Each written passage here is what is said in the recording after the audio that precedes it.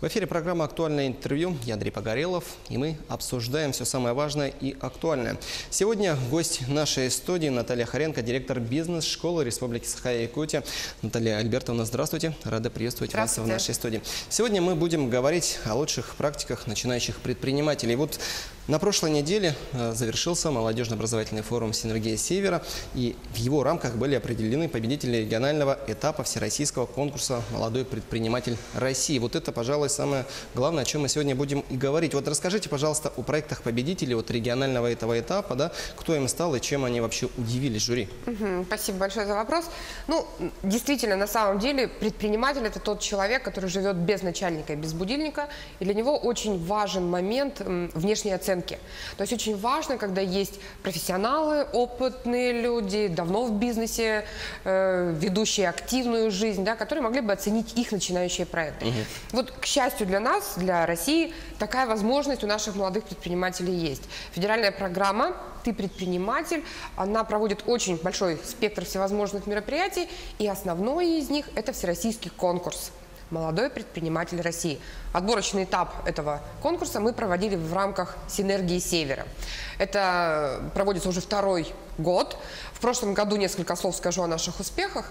В прошлом году тоже в рамках «Синергии» мы проводили отборочный этап. Были определены 4 лучших представителя от республики, и они представляли в Москве с разными проектами нас. И из 12 номинаций, которые определены были в России, 2 взяла Республика Саха-Якутия. Мы очень гордимся этим. Я не могу себе отказать в удовольствии назвать фамилии этих молодых людей. Конечно. Из глубинки. Один из них – это Троев Гаврил, который занимается хлебопечением. Он взял номинацию «Бизнес в особо трудных условиях». И второй претендент, тоже молодой человек, до 30 лет обоим, это Сунтарский район, Денис Павлов. Он занимается прокатом кинофильмов, то есть у него свой кинотеатр. В этом году тоже были представлены не менее интересные проекты в разных сферах, но я хочу сказать, отличие прошлогоднего конкурса от этого, количество номинаций увеличилось ровно вдвое, их теперь 8. И вот на этой «Синергии Севера» мы разыграли всего 4 номинации. Что это были за проекты? Ну, прежде всего, это было мобильное приложение «Якутский букварь». Проект потряс членов жюри. В качестве членов жюри были предприниматели. Больше никто не имеет права оценивать молодых предпринимателей. С этим проектом выступил Колодезников Арсений, это город Якутск. Вот. Также был проект очень интересный «Питьевая вода Родничок». Это Едреев Владислав. Его проект чем запомнился? Тем, что у него по найму работают люди с ограниченными возможностями. То есть он был в номинации «Социальное предпринимательство». Также всех очень удивила и потрясла приятная девушка из Момского района, которая представила проект начинающего предпринимателя, социально важный для Момского района. Она единственная, у нее нет конкурентов. Это производство, это полиграфические услуги. Ну и, конечно, очень интересный проект – это производство якутских кукол. То есть это куклы азиатского типа, с азиатским лицом. Также город Якутск выпускает Анна Бочкарева. Вот такие проекты уже вошли в финал, и они будут представлять нашу республику. Но, кроме этого, еще осталось 4 номинации. Они будут разыграны буквально в сентябре этого года, и поэтому я, пользуясь возможностью, хочу обратиться ко всем, особенно к жителям больших городов, потому что у нас вот деревенские ребята очень активные, городские пока нет. Я очень хочу, чтобы на этот конкурс выдвинулись представители городов, моногородов нашей республики. А номинации будут разыграны такие, как сельское хозяйство, франчайзинг, инновационное предпринимательство и торговля. Поэтому, если есть желание, обращайтесь в бизнес-школу. Очень рады будем видеть вас всех. Наталья Альбертовна, ну, хотелось бы, раз уж вы рассказали о успехах прошлогодних ребят, да, которые защищали свои проекты, то хотелось бы спросить, вот связь с ними поддерживаете, насколько сейчас вот их планы, они вот реализуются, и они вот не угасают, к примеру, наоборот, может быть, они идут в гору и в гору? Вы знаете, ну, в любом случае, внешняя оценка, тем более такая положительная, она всегда дает стимул к развитию. Поэтому молодые люди не только не закрыли свой бизнес, они выжили, они еще и развиваются. Мы их теперь рассматриваем уже как партнеров, то есть вот на этой синергии многие мы их видели уже не в качестве участников, хотя им возраст позволял еще быть участниками. Они уже были экспертами, они уже оценивали новые проекты. Это, во-первых. Во-вторых, у каждого из молодых людей появляется возможность приобрести определенный статус у себя в ВУЛУСе, в районе, в своем поселении. Многие из них начинают рассматривать себя в качестве политиков, то есть связывают свою жизнь с депутатством, например, да, но при этом бизнес сейчас у всех действующий. Ну вот о региональном этапе мы поговорили, а когда же все-таки состоится всероссийский? И второй вопрос сразу же в рамках всероссийского этапа. Вот на российском уровне какие проекты более востребованы? Ведь все-таки в регионе они могут немного отличаться от общего российского. Да, конечно. Ну, обычно в конце года проводится как итог года, как финал, как самое знаковое мероприятие.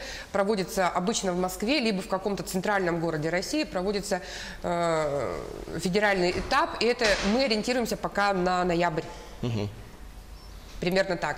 Ну и проекты, которые там востребованы, вы знаете, дело даже не в проекте, дело в личности. То есть оценивается личность самого предпринимателя.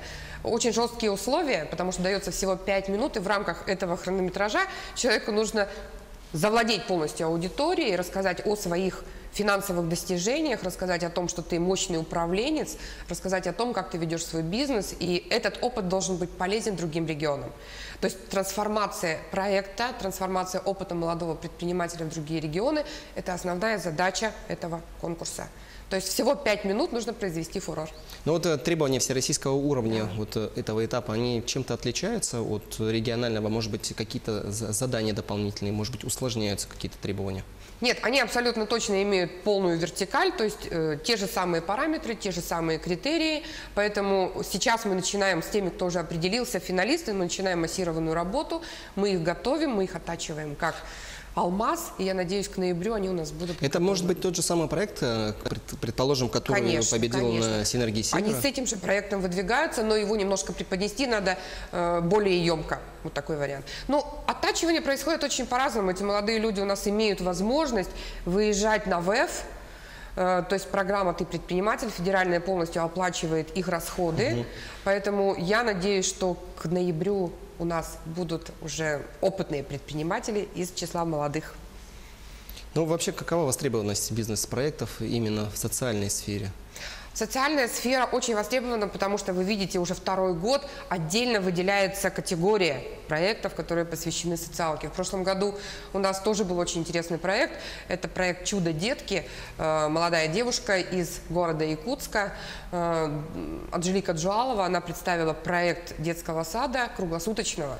То есть для тех людей, для тех молодых людей, которые очень загружены работой, либо своим бизнесом. Это, как можно сказать, проект предпринимателей для предпринимателей. Абсолютно точно, да. И кроме этого Анжелика берет деток с ограниченными возможностями. То есть вот безальтернативно, никто этим не занимается, кроме нее. Поэтому мы должны с вами понимать, что делить население и предпринимателей невозможно. Мы все друг для друга работаем. Ну, сейчас очень много разговоров как раз-таки о цифровой экономике. Много ли начинающих предпринимателей хотят, наверное, развивать IT-бизнес? Или все-таки это пока не настолько востребовано? Вы знаете, многие это делают абсолютно неосознанно. То есть многие не знают о том, что они уже в цифровой экономике находятся, в этом поле. Потому что сейчас сложно сказать, этот бизнес цифровой, этот не цифровой. Так или иначе, цифра вошла в нашу жизнь очень плотно.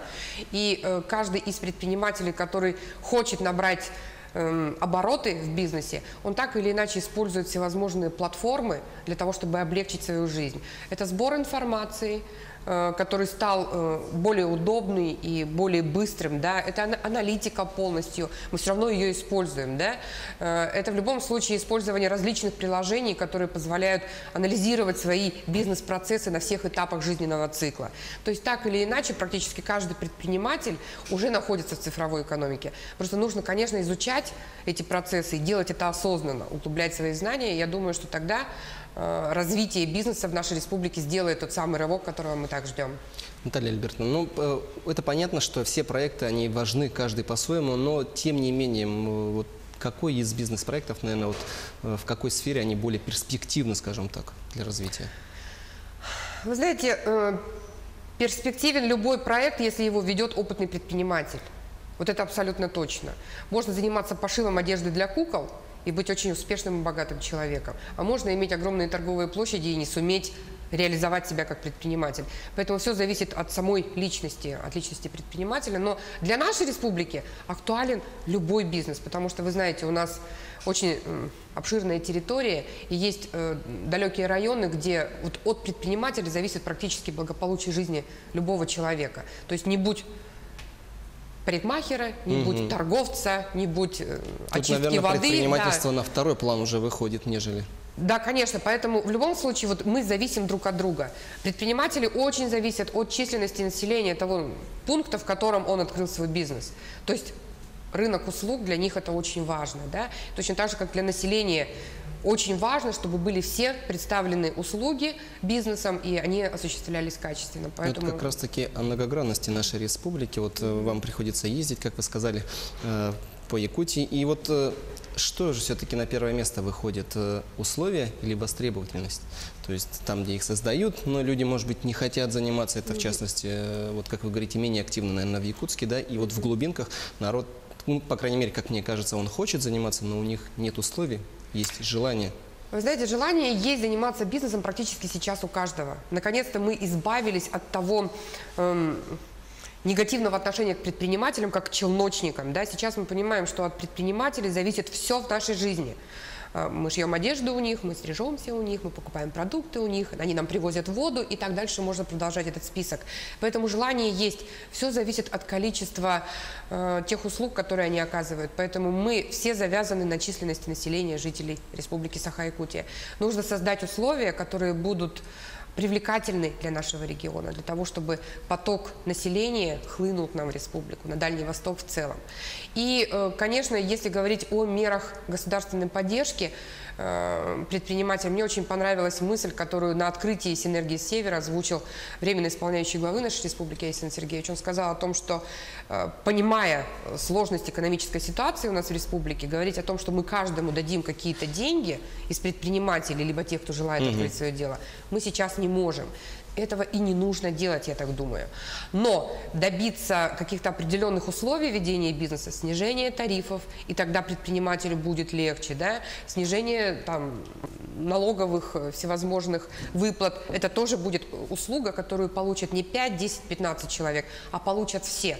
То есть принцип, который декларируется сейчас руководством нашей республики, он очень импонирует мне и импонирует всем предпринимателям. Если делать какую-то форму поддержки, то для всех на равных условиях. Это очень хороший ход. Большое спасибо вам за участие в нашей передаче. Мы надеемся, что все проекты подготовятся, ребята защитят их только на отлично. Я напоминаю, что сегодня гость нашей студии была Наталья Харенко, директор бизнес-школы Республики Саха-Якутия. Говорили мы о лучших практиках начинающих предпринимателей. Оставайтесь на нашем канале, будьте в курсе всех последних событий.